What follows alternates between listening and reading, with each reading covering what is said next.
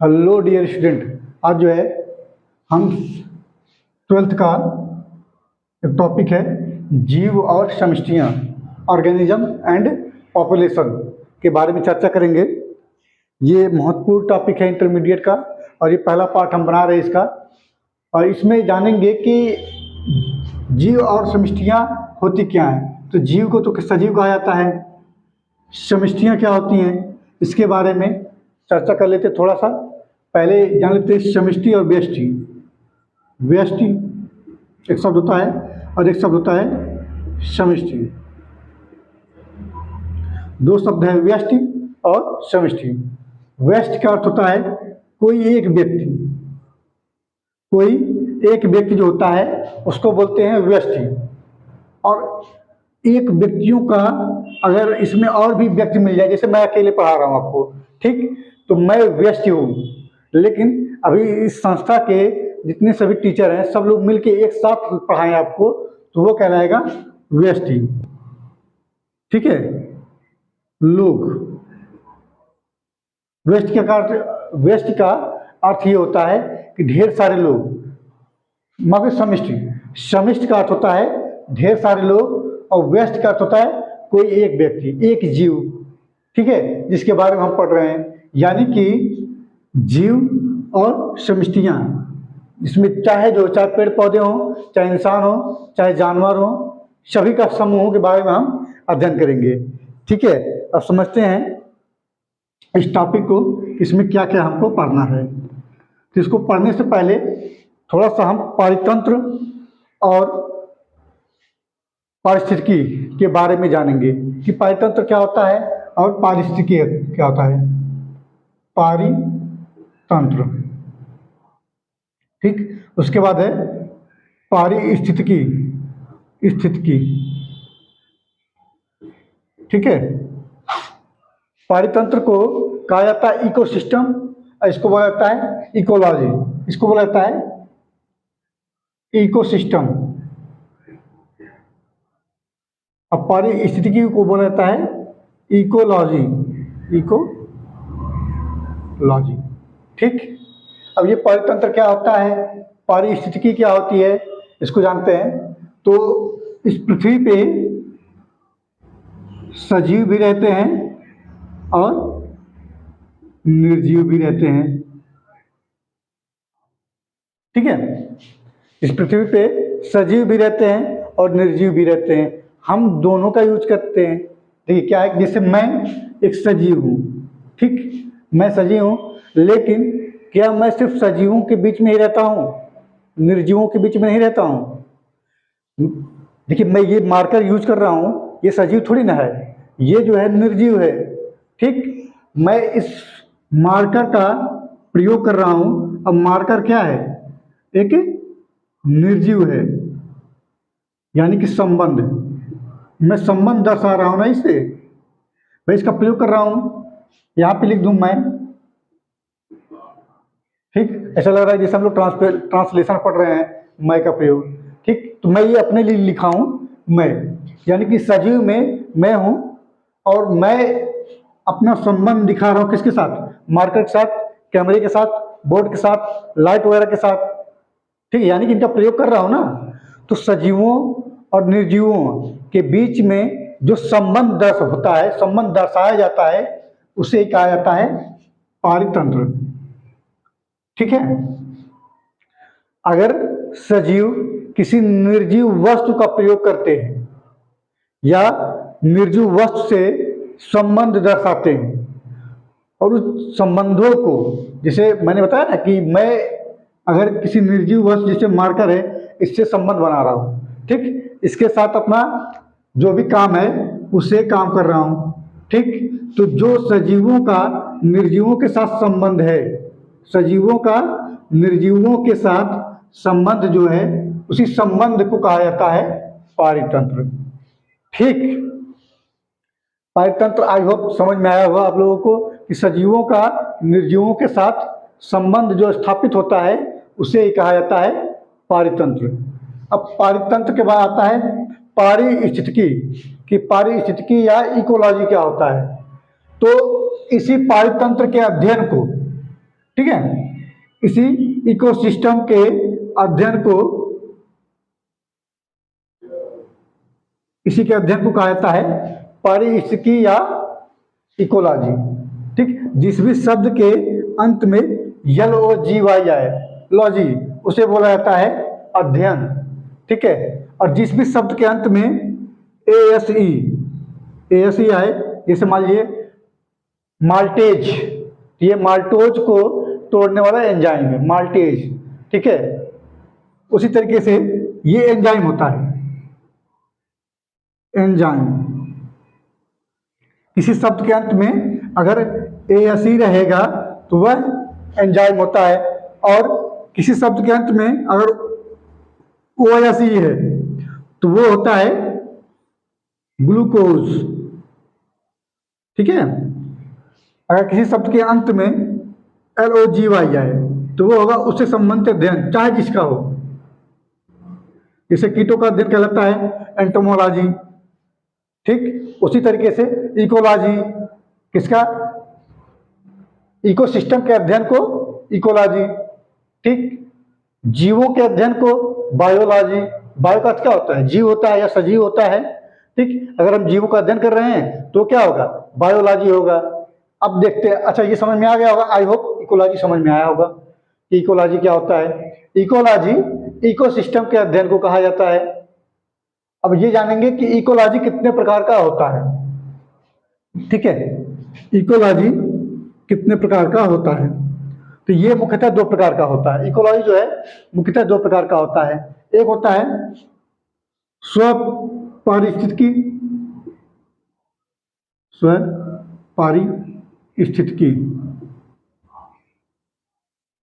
एक होता है स्वपारिस्थितिकी। ठीक, स्वपारिस्थितिकी में कोई एक जीव किसी एक निर्जीव के साथ अपने संबंध को दर्शाता हो, वह कहलाता है स्वपारिस्थितिकी।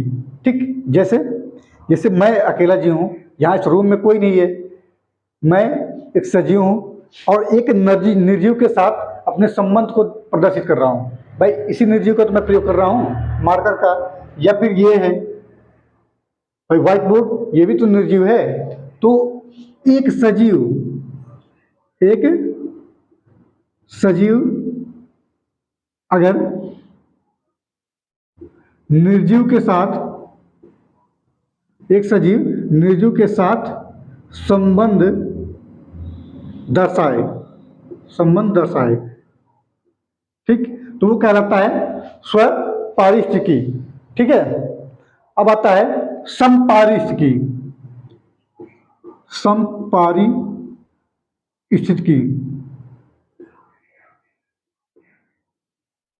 समपारिस्थितिकी ये क्या होता है, इसके अंतर्गत वो चीज होती है जैसे ढेर सारे सजीव हों और वो निर्जीवों के साथ संबंध दर्शाएं। ठीक है, ढेर, जैसे पेड़ पौधे हों या जानवर हो या इंसान हो, अगर ये निर्जीवों के साथ संबंध दर्शाना शुरू कर देते हैं तो उसे बोला जाता है समपारिस्थितिकी। ठीक, यानी कि जब लोग निर्जीव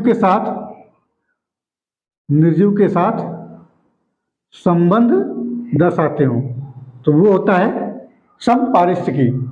ठीक है, आई होप इतना आप लोगों को समझ में आया होगा। अब अच्छा, लोग में क्या है, लोग का अर्थ ये नहीं है कि सिर्फ इंसान ही होंगे, ये अलग अलग जाति भी हो सकते हैं। ठीक है, ये अलग अलग जाति के भी हो सकते हैं। अलग अलग जाति का अर्थ नहीं है कि इंसानों की जाति, मतलब ये इंसान भी हो सकते हैं, जानवर भी हो सकते हैं, पेड़ पौधे भी हो सकते हैं, ये जाति। ठीक है, यानी कि अलग अलग जाति के लोग अगर निर्जीव कारक के साथ संबंध दर्शाते हो तो वह समपारिस्थितिकी। एक सजीव अगर एक निर्जीव के साथ संबंध स्थापित करता है, संबंध दर्शाता हो तो वह है स्वपारिस्थितिकी। ठीक है,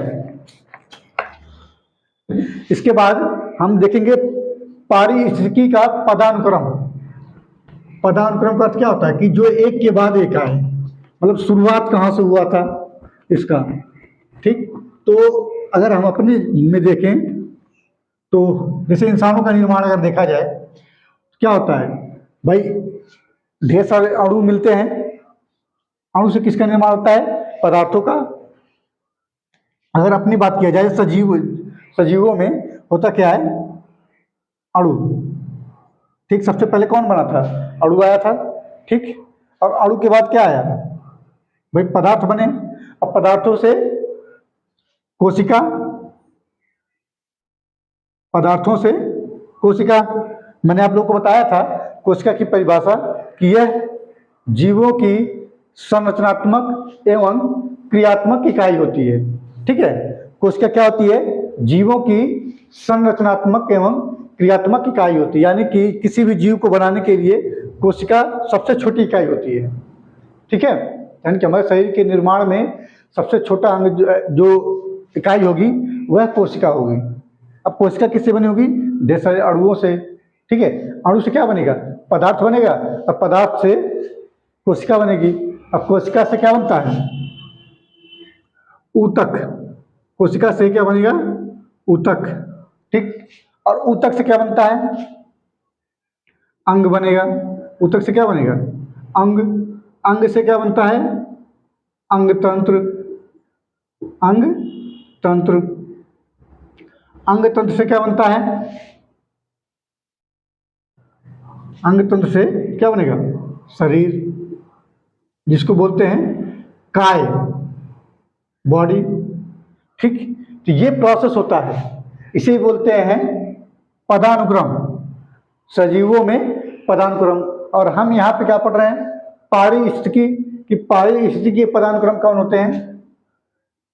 पारिस्थितिकी के पदानुक्रम।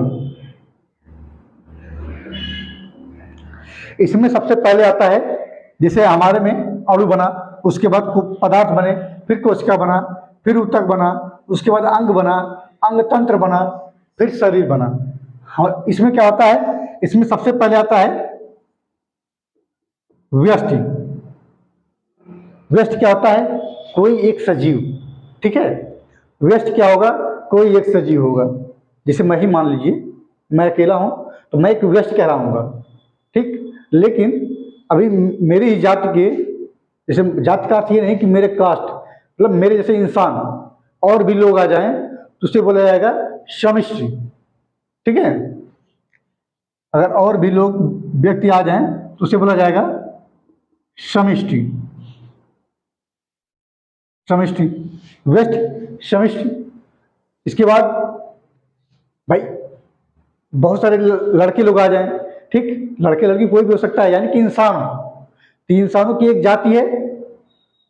उसके बाद अगर ढेर सारे जाति का अर्थ क्या है? एक इंसानों की जाति, पौधों की जाति, जानवरों की जाति, ये सभी मिलाकर क्या करेंगे? समुदाय।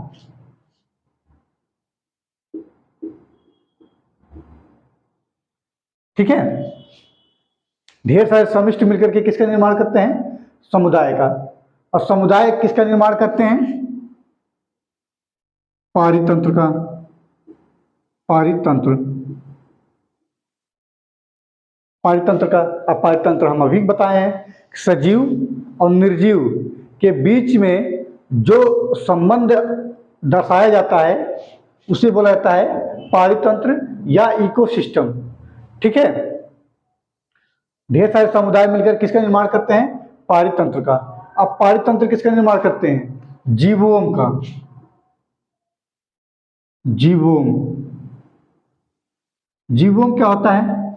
जीवोम का अर्थ ये होता है कि जहाँ पे सिर्फ जल वाले जीव हों, जहाँ पे सिर्फ थल वाले जीव हों, जहाँ पे सिर्फ वायु वाले जीव हों, वो होता है जीवोम। ठीक है भाई, पृथ्वी पे सजीव निर्जीव दोनों होते हैं, तो वो उनका पारितंत्र है। ठीक, जलों में भी तो वही होते होंगे, कुछ निर्जीव तो जरूर होते होंगे जलों में। ठीक, तो पारितंत्र मिलकर किसका निर्माण करते हैं? जीवोम का। और ये जीवोम क्या होते हैं? जो जल मंडल में हो, थल मंडल में हो, वायुमंडल में हो, इन सभी को मिला के बोला जाता है जैव मंडल। क्या बोला जाता है? जैव मंडल। ठीक है, आई होप ये समझ में आया होगा कि जैव मंडल, जैव मंडल। तो इससे क्वेश्चन भी बनता है कि सबसे बड़ी पारिस्थितिकी में सबसे बड़ा पदानुक्रम किसका होता है? तो जैव मंडल का होता है। अब पारिस्थितिकी में सबसे छोटा अनुक्रम किसका होता है? पदानुक्रम, वो होता है व्यष्टिका। ठीक है, अब इसके बारे में समझते हैं कि पर्यावरण के जो है पर्यावरण के या पारिस्थितिकी के कारक, कि पर्यावरण के कौन कौन से कारक होते हैं। तो पर्यावरण के कारक कौन होंगे? भाई पर्यावरण में दो ही चीज रहते हैं, एक सजीव और एक निर्जीव, ये तो दो रहेंगे। पर्यावरण में एक सजीव होते हैं और एक निर्जीव होते हैं। सजीवों को जैव कहा जाता है, जैव कारक, और निर्जीवों को अजैव कारक कहा जाता है। अगर देखा जाए तो पर्यावरण के कारक हम पढ़ेंगे, पूरा जो टॉपिक है जीव और समष्टियां, अब तक तो इंट्रो था, जो असली टॉपिक है वो अब शुरू होता है, जिसको कहते हैं पर्यावरण का कारक। पर्यावरण का कारक, ठीक है, पर्यावरण का कारक। इसको दो भागों में पढ़ेंगे, एक भाग होगा जैविक वाला और एक भाग होगा अजैविक वाला। जैविक एक भाग है, जैविक वाला, जैविक कारक, इसको बोला जाता है बायोटिक, ठीक। और एक भाग होता है अजैविक कारक, अजैविक कारक, जिसको बोला जाता है एबायोटिक, ठीक है, अजैविक कारक। पर्यावरण को, जो पर्यावरण में दो ही लोग रहते हैं ना, एक तो सजीव रहता है और एक रहता है निर्जीव, ठीक है, जिसमें हमने, अच्छा जैविक को आप सजीव भी लिख सकते हैं, यहाँ पे ब्रैकेट में हम लिख दे रहे हैं इधर सजीव, सजीव, बायोटिक लिविंग, एबायोटिक लिविंग, इसको बोलते हैं निर्जीव, ठीक है, सजीव और निर्जीव। अब जैविक कारक में हमको कितना चीज पढ़ना है भाई? जो जीवित है उसको कितने भागों में बांटेंगे पढ़ने के लिए? एक तो जंतु हो गया, ठीक है, एक सूक्ष्म जीव हो गया, सूक्ष्म जीव, और एक पादप। भाई यही चीज हम पढ़ते हैं कोशिका चैप्टर में, पादप की कोशिका, जंतु की कोशिका, उसके बाद जो सूक्ष्म जीव होते हैं उनमें कौन सा, जीवाणु की प्रोकैरियोटिक के बारे में पढ़ते हैं। तो प्रोकैरियोटिक क्या है? सूक्ष्म जीव ही तो है, पृथ्वी पे तीन तो पाए जा रहे हैं, या तो जंतु जगत पाया जाता है पादप, या तो पादप जगत के कोशिका पाए जाते हैं, या फिर सूक्ष्म जीव पाए जाते हैं, यही तीन है। इन तीनों के बारे में हम पढ़ेंगे, डिटेल में पढ़ेंगे। अजैविक कारक के बारे में अगर देखा जाए तो निर्जीव में कौन आता है भाई? हम ताप के बारे में पढ़ेंगे, ताप एक निर्जीव है। अब आप लोग ये ना कहिए कि सजीव ताप बढ़ता है और कम भी होता है, यानी कि ताप में वृद्धि होती है, तो सिर्फ वृद्धि से ही सजीव और निर्जीव का निर्धारण नहीं होता है, ठीक है, उसमें जन्म भी होना चाहिए, गति भी होनी चाहिए, श्वसन भी होना चाहिए, ठीक। तो ये सब चीजें ताप नहीं करती हैं, ठीक है। उसके बाद ताप के बाद आता है जल, फिर आएगा प्रकाश, ठीक है, जल, फिर आएगा प्रकाश, फिर आएगा आपका मृदा, ठीक। ये सब चीजें आपके सिलेबस में दे रखा है सेकेंड ईयर में, जिसको हम देखेंगे डिटेल में। ये आप लोग का पहला पार्ट कंप्लीट करते हैं और मिलते हैं नेक्स्ट सेशन में, पढ़ेंगे जैविक कारक, अजैविक कारक के बारे में पूरे फुल डिटेल में, ठीक है। तब तक के लिए थैंक यू, और वीडियो को सब्सक्राइब जरूर कीजिए, पसंद आए तो लाइक भी कीजिए और कमेंट जरूर कीजिएगा, शेयर तो अवश्य ही कीजिएगा, ठीक है। Thank you.